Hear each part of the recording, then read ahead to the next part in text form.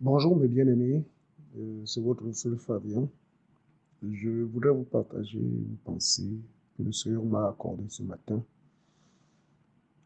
On va parler du repos.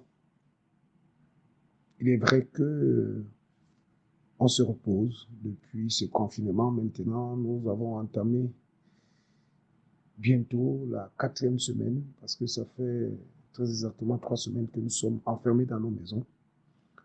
On se repose, on se repose, on se repose. Mais c'est quoi le repos?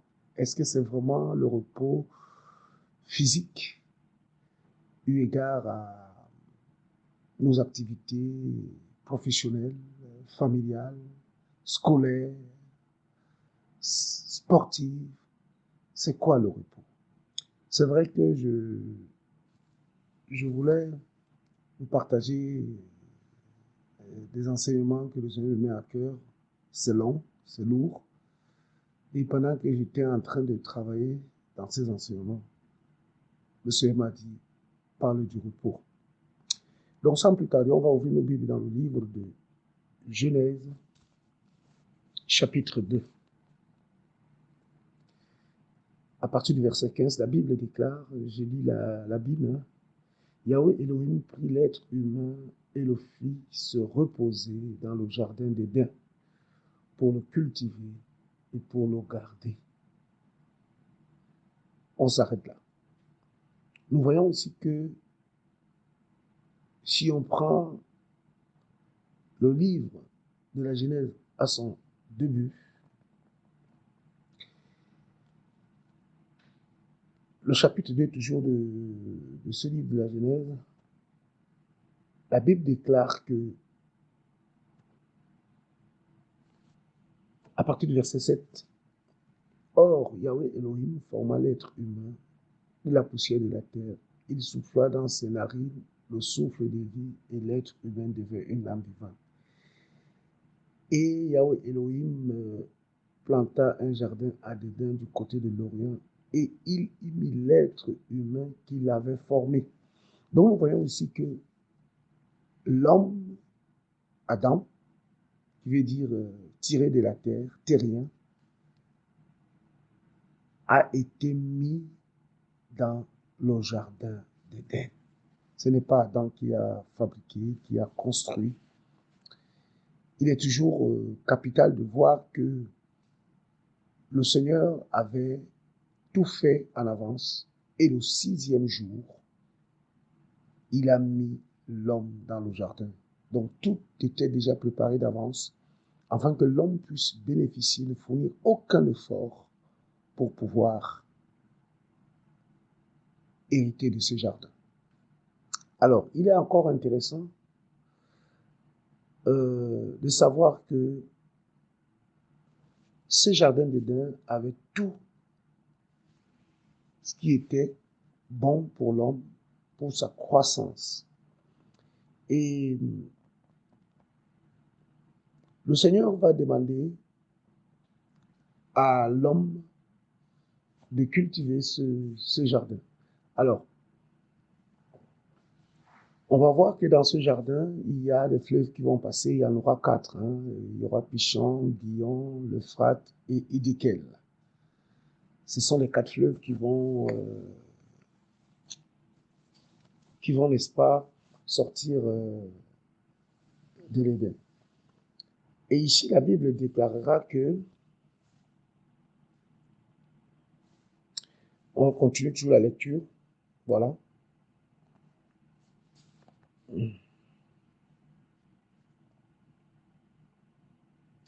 Au verset 15 toujours, voilà, où nous avons lu, il demande à l'homme de cultiver le jardin. Si nous faisons un parallèle par rapport à nos vies aujourd'hui, c'est quoi l'Éden? Est-ce un champ de manioc, un champ de patates, un champ de maïs? Ou notre jardin que nous avons, pour ceux qui en ont, derrière notre maison, ou comme c'est le printemps, les gens cultivent les jardins? C'est quoi le jardin?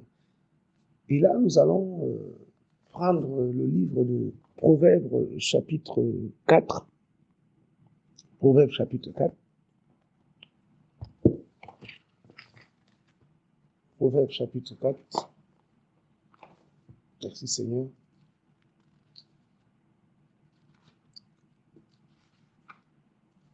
Le thème de ce partage, le repos.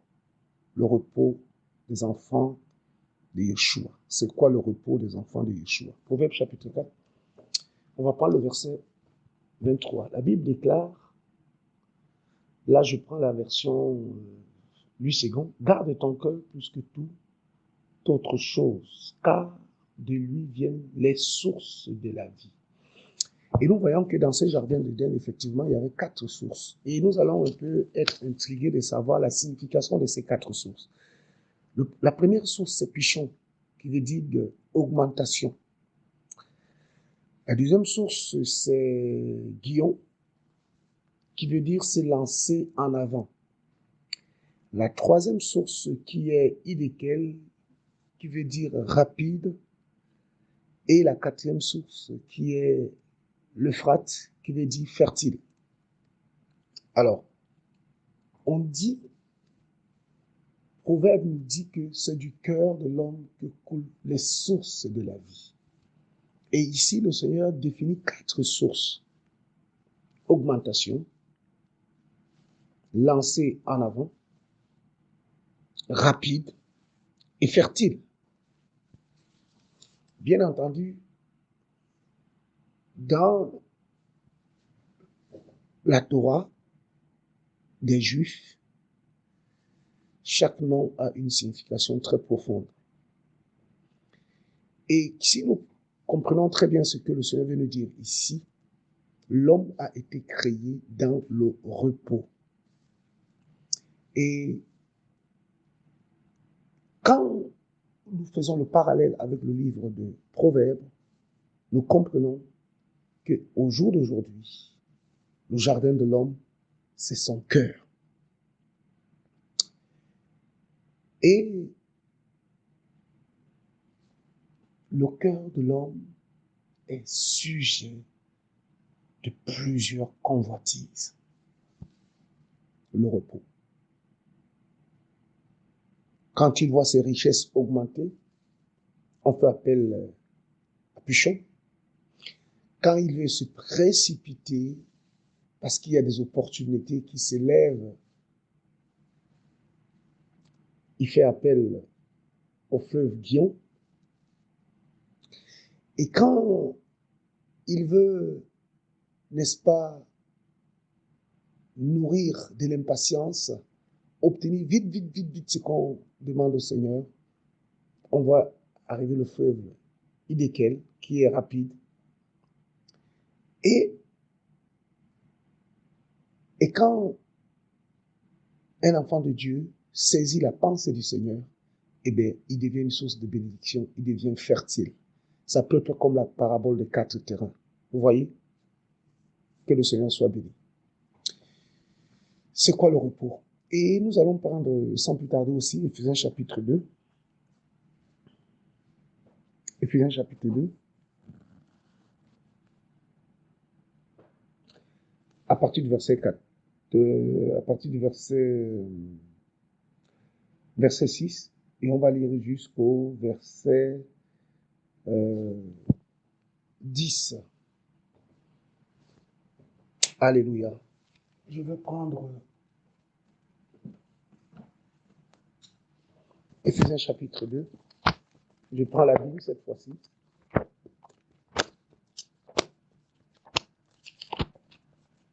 Éphésiens 2.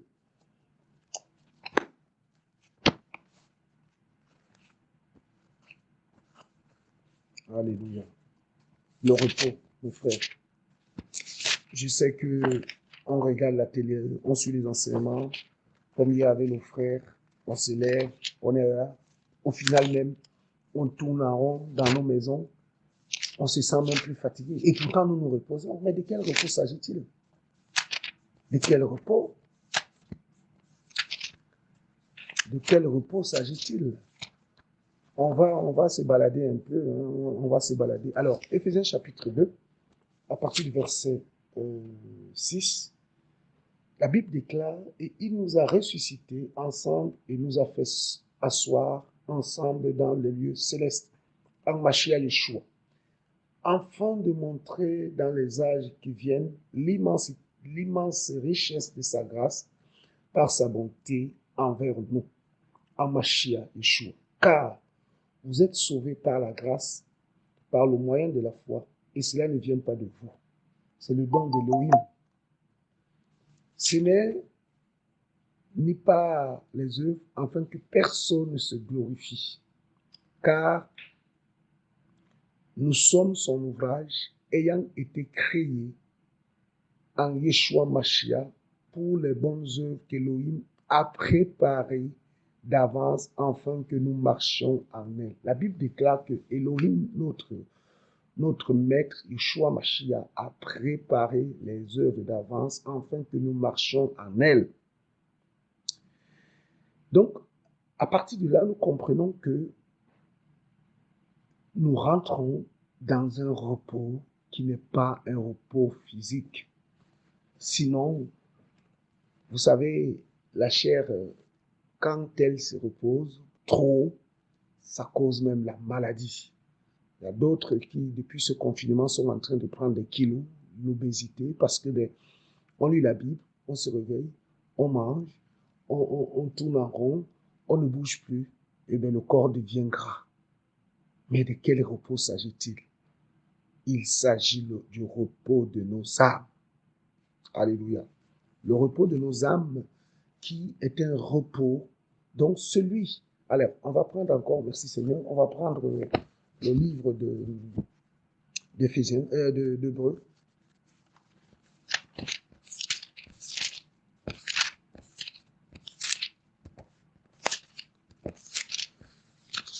Hébreux.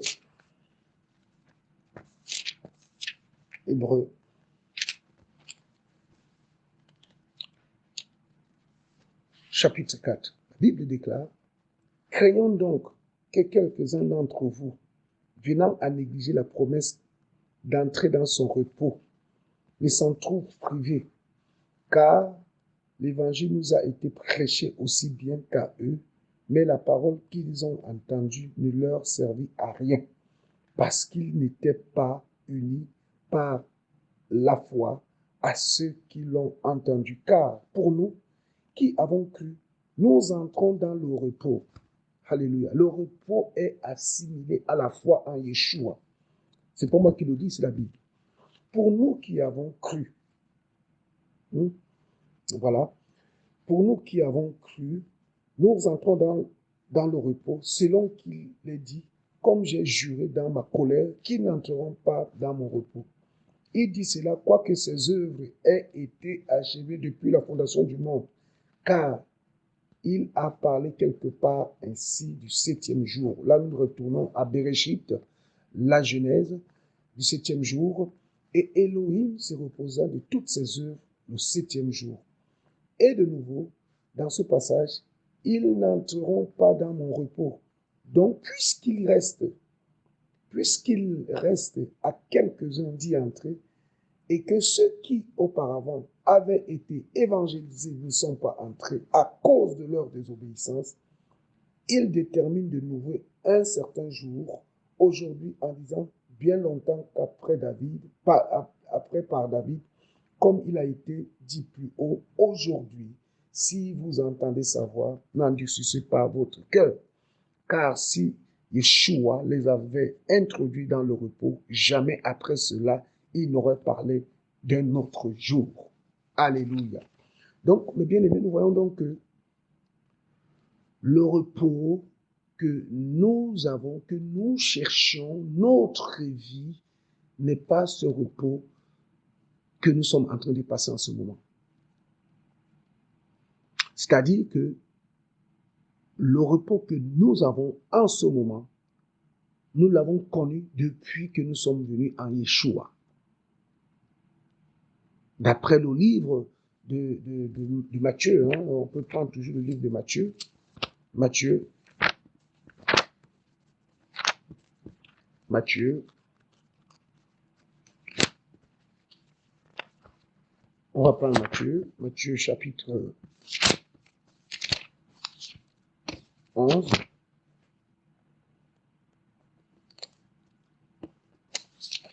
Voilà. Mhm.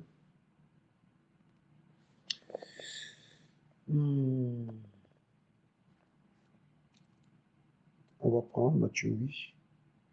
Matthieu chapitre 11, verset 28. La Bible déclare: Venez à moi, vous tous qui êtes fatigués et chargés, et je vous donnerai du repos. Le verset 29 continue en disant: Prenez mon joug sur vous et apprenez de moi, car je suis doux et humble de cœur, et vous trouverez le repos pour vos âmes. Alléluia. Car mon joug est doux et mon fardeau est léger. Ça, c'est ce que le Seigneur nous promet, le repos de nos âmes, mes bien-aimés. Donc, on voit que nous sommes dans une situation de contrariété, de paradoxale, où, entre-temps, la chair se demande de se reposer, mais ça commence à faire long. Les gens ont les demandes de rester dans le confinement, ils ne peuvent pas. Il y a d'autres qui prennent des PV, mais parce qu'ils disent qu'on s'est assez reposé. Mais ce n'est pas de ce repos que nous, les enfants du Seigneur, nous, les enfants de l'Élohim, nous devons revendiquer. Nous devons revendiquer un repos pour nos âmes. C'est-à-dire que, en dépit de tout ce qui se passe, nous devons être confiants au Seigneur. Regardez ce que la Bible dit dans le livre de Psaumes. Je prends la version seconde, Psaume. Alléluia. Le repos, le repos, le repos, le repos. Alléluia. Au nom de Yeshua. Psaume. La Bible dit dans le livre Psaume chapitre 4, à partir du verset 7, plusieurs disent: qui nous fera voir le bonheur? Fais lever sur nous la lumière de ta face, ô Éternel. Tu mets dans mon cœur plus de joie qu'ils n'en ont, quand abandonnent leur froment et leur mou. Je me couche et je m'endors en paix, car toi seul, ô Éternel, tu me donnes la sécurité dans ma demeure. Voilà l'attitude d'un enfant d'Élohim qui a son repos, sa confiance en Yeshua. Nous devons, mes bien-aimés, ce matin, je vous encourage à ne pas nous contenter de ce repos physique, mais de remettre tout. Beaucoup de personnes vont peut-être connaître des entreprises qui vont fermer, et d'autres personnes vont se retrouver au chômage, d'autres personnes, à cause, n'est-ce pas, de la perte de leur salaire, vont avoir des factures qui ne seront pas honorées. Quelle qu'en soit la situation, restons confiants en Yeshua. Nous sommes dans le repos, mes bien-aimés. Nous sommes dans le repos. Gardons la foi, gardons la paix, gardons la joie. Même si le corps est fatigué de tourner en rond, notre âme, nous avons lu dans le livre d'Éphésiens, chapitre 2, à partir du verset 6, la Bible déclare que il nous a ressuscités ensemble et nous a fait asseoir ensemble dans les lieux célestes. Nos âmes sont dans le repos du Mashiach. Je vous encourage ce matin à rester ferme. On va prendre encore, et je terminerai par là.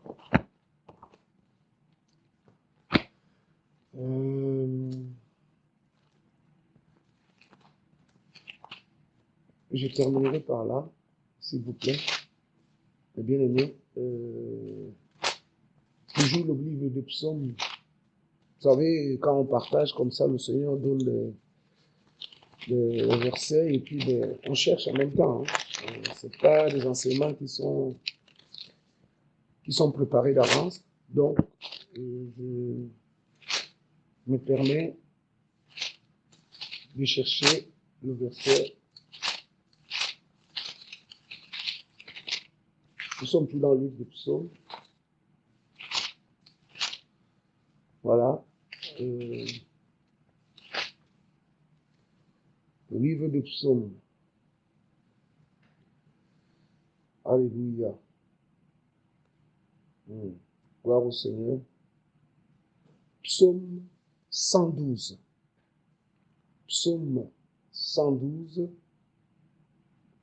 Le verset 7. On va trouver. Je vais trouver.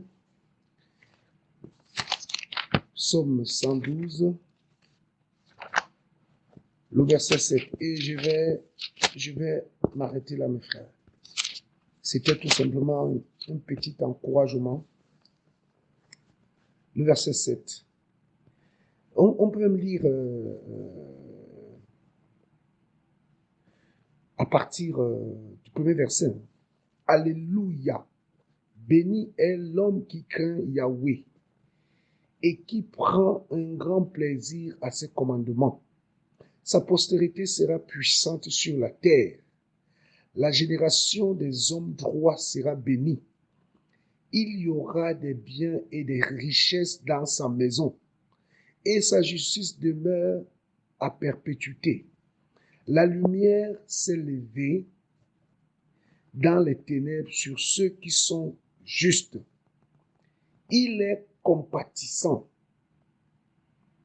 miséricordieux et juste. Il est bon l'homme qui exerce la miséricorde et qui prête, qui règle ses actions avec justice. Il ne chancellera jamais. La mémoire du juste demeure toujours. Il ne craint pas les mauvaises nouvelles. Alléluia. Il ne craint pas les mauvaises nouvelles. Son cœur est ferme. Alléluia, alléluia, alléluia. Son cœur est ferme. Confiant en Yahweh. Son cœur est bien affermi. Il ne craint pas jusqu'à ce qu'il mette son plaisir à regarder ses adversaires. Il a répandu et il a donné aux pauvres. Sa justice demeure à perpétuité. Sa corne, donc quand on parle de la corne, ici on parle aussi de l'autorité. On parle de la puissance. Alléluia. Sa corne s'élève en gloire. Le méchant le voit et s'irrite. Il grince des dents et fond. Les désirs du méchant périssent. Voilà, mes bien-aimés. La Bible déclare que celui qui a foi en Yeshua Mashiach, son cœur est ferme et il ne craint pas des mauvaises nouvelles. Et la Bible dit plus haut que sa maison sera toujours remplie de biens, de nourriture, de l'eau. Quelle qu'en soit la situation, mon frère, ma soeur, que tu traverses en ce moment, la perte de ton salaire, parce que au jour d'aujourd'hui, le salaire a été réduit à 80%, reste ferme. Restons fermes. J'interviens très rarement dans ce groupe, mais je me permets par l'Esprit aujourd'hui de nous encourager, de m'encourager personnellement pour ce temps que nous passons. Notre Elohim est vivant. Le Mashiach revient bientôt. Maranatha, soyez encouragés. Bon dimanche, au nom de Yeshua. Merci.